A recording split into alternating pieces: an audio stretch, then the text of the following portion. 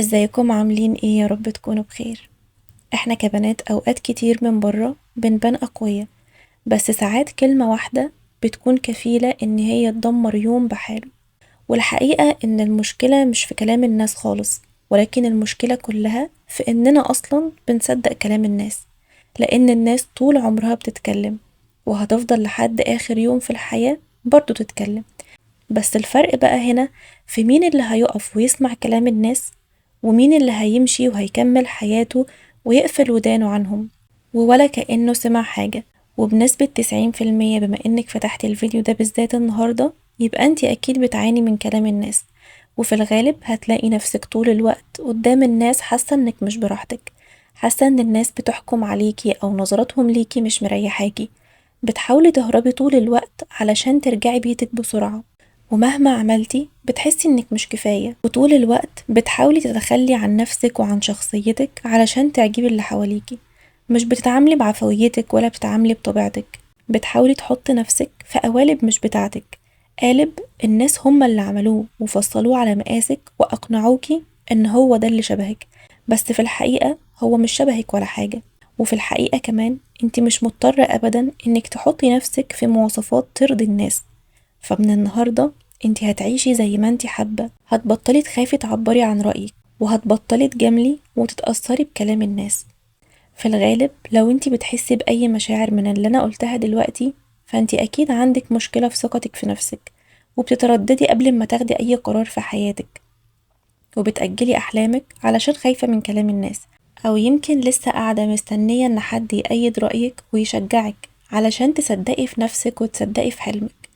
أو على العكس بقى تماما، بتشتغلي وبتتعبي عشان توصلي لأحلامك، بس مش علشان نفسك أو مش علشانك انتي، لأ، ده علشان نظرة الناس، وعلشان تثبتي للناس، وعلشان كمان كلام الناس. يبقى باختصار الموضوع كله بيلف حوالين الناس مش حواليكي انتي. بس ما تقلقيش، لأننا كلنا تقريبا مرينا بنفس التجارب دي. أنا عن نفسي مريت بيها، وكنت أوقات بعمل حاجات مش شبهي ولا شكلي علشان بس أرضي الناس، بغير أسلوبي، بغير شكلي، بغير لبسي وطريقتي، يمكن كمان بغير أحلامي وأهدافي في سبيل بس إن الناس ترضى عني وأكون بالنسبة لهم فتاة الأحلام أو الشخص المبهر. فكنت بحقق أحلامهم هما، بتحول لشخصية مش شخصيتي خالص. كل لما كنت بقرب من شخصيات الناس اللي حواليا وبقرب من رضاهم عني، كل لما كنت بفقدني أكتر وبخسر رضاي عن نفسي أكتر. والمفاجأة بقى بالنسبة لي وقتها إن الناس اللي أنا اتغيرت علشانهم دول برضو مرضيوش عني، وبرضو اتكلموا عني. ووقتها أنا فقت وقررت إنه لأ، خلاص، أنا هرجع لنفسي، هرجع لشخصيتي، هرجع أعيش حياتي بالطريقة اللي تريحني أنا واللي تخليني أنا مبسوطة مع نفسي وراضية عن نفسي. ومش هقولك بقى إن الكلام اللي أنا بحكيهولك بسهولة ده حصل في يوم أو في 2، لأ، ده خد مني سنين، سنين مشيتها في طريق غلط، سنين مشيتها في تنازلات، سنين مشيتها في التعب، في التدوير عن الراحة والرضا في عيون الناس. بس في النهاية النتيجة كانت صفر. فتعالي بقى أقولك النهاردة إزاي تتخلصي من الكلام ده كله وترجعي لنفسك مرة تانية. وأول حاجة بقى يا ست البنات هي إنك تعرفي إن قيمتك مش جاية من كلام حد، ولا من إعجاب الناس بيكي، ولا من جمالك، ولا من لبسك، ولا من فلوسك. قيمتك جاية منك انتي، من كونك إنسانة مختلفة عن كل اللي حواليكي.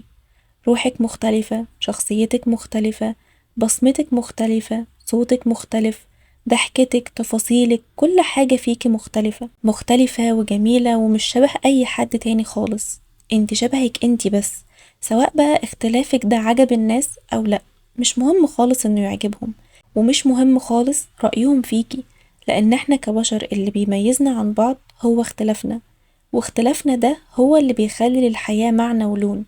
تخيلي معايا كده لو كان في مقياس للشخص الجميل أو للبنت الجميلة، وكل الناس أو كل البنات حاولت إن هي توصل للمواصفات دي زي ما بيحصل دلوقتي في عمليات التجميل، هتلاقي إن الناس كلها بقت شبه بعض، بقوا نسخة واحدة، ومعادش فيه طعم ولا معنى ولا اختلاف في الحياة.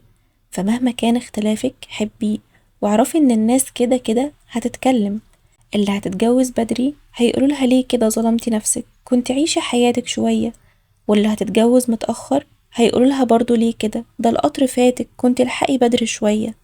الرفيعة هيقولوا لها مين اللي كل أكلك، والتخينة هيقولوا لها خستي علشان صحتك. وكتير قوي بقى من الأمثلة دي. وأصلا رضا الناس غاية لا تدرك. إذا كانوا اتكلموا على النبي وقالوا ساحر وقالوا شاعر وقالوا مجنون وده النبي، فما بالك احنا بقى هيقولوا علينا ايه؟ وبعدين لما تيجي أصلا تسمعي لحد، شوفي هو مين، لأن في فرق كبير قوي بين إن حد بيتكلم علشان ينصحك أو يوجهك، وبين حد تاني نفسه أصلا يوصل لمكانك أو نفسه يحقق الحاجات اللي انتي وصلتلها بس مش عارف. وخلي بالك إن في حاجة مهمة كمان اتقالت لي في مرة من المرات وفرقت معايا جدا. اتقال لي مرة إن عمر كلام الناس اللي قدامك ما هيأثر فيكي إلا إذا كان ليه أساس جواكي. بمعنى إيه الكلام ده؟ بمعنى إن الموضوع بالظبط عامل زي المغناطيس كده. عمر المغناطيس ما هينجذب لحاجة إلا لو كان مغناطيس تاني قدامه. فاحنا علشان أصلا من جوانا بنكون مصدقين الحاجات اللي الناس بيقولوها فبتأثر فينا وبتوجعنا. لكن لو هما بيقولوا حاجات أصلا احنا مش مقتنعين بيها، عمرها ما هتأثر فينا ولا عمرها هتوجعنا. يعني مثلا لو انتي متضايقة من حاجة معينة في شكلك، زي لون بشرتك، شكل ضحكتك، وحد جه مثلا اتريق على الحاجة اللي مضايقاكي في نفسك دي، وقتها انتي هتتجرحي جدا لأنك انتي أصلا من جواكي مصدقة ان هي حاجة مش حلوة. لكن لو انتي مقتنعة ان ضحكتك دي أجمل ضحكة في الدنيا، وحد جه قالك عكس كده، أكيد مش هتصدقيه. بالعكس، ده انتي هتضحكي عليه وهتستهزئي بيه.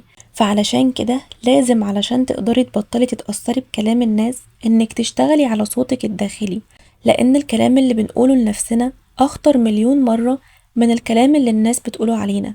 زائد بقى ان احنا لو بطلنا نتكلم مع نفسنا بنقد وبجلد ذات، عمر كلام الناس لو مهما قالوا ما هيأثر فينا. واعرفي كمان ان مش كل كلمة او مش كل كلام يتقال يستحق انك ترد عليه.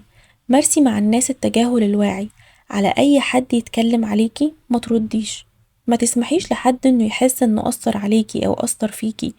انت ليكي اسلوبك، ليكي طريقتك، ليكي حياة مختلفة تماما. ومش من حق اي حد في الحياة انه يخليكي تعيشي حياة على مزاجه. اعرفي ان الناس مش هتبطل كلام غير في حالة واحدة، وهي لما يموتوا. وانت في ايدك القرار. هل هتسيبيهم يأثروا عليكي بكلامهم ويضعفوكي وتفضلي عايشة طول حياتك حزينة ومهمومة من كلام الناس ومن تأثيرهم عليكي، ولا هتسيبي كل واحد يقول اللي يريحه وتركزي انت على أهدافك وعلى أحلامك وعلى حياتك؟ افتكري في النهاية ان القرار في ايدك انت، وانت اللي ليكي حرية الاختيار. وبس كده كان فيديو النهاردة، يا رب تكونوا استفدتوا. ما تنسوش لو عجبكم الفيديو تعملوا لايك وشير وسبسكرايب، واشوفكم على خير في فيديو جديد. مع السلامة.